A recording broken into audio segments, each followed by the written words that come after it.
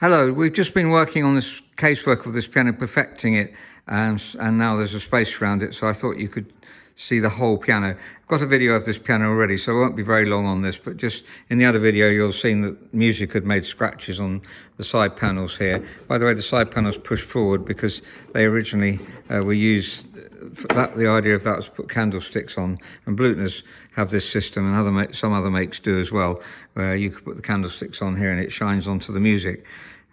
Having a look at the whole of the casework, obviously a video of a black piano, you see the reflection a lot, and I can assure you that there are no real defects at all.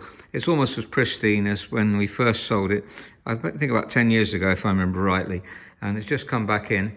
You can see little bits of imperfection here, so you won't be able to really discern much, but I thought at least I would try and show you. This was scratched here, and it wasn't scratched under here because this was held back, so it's scratched on here. So nearly all the scratches have been taken out. It's not always easy to take scratches out of polyester, but in this case, it does seem to have worked really well. So that's very encouraging. There's a video of this piano already, so I'll just play it briefly to get some idea of the sound. We've also tuned it since the last video, so.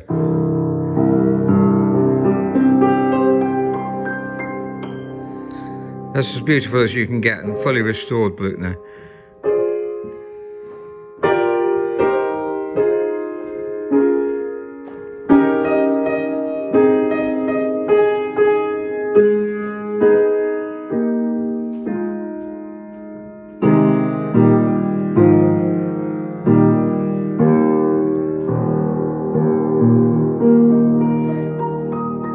So thank you very much for listening.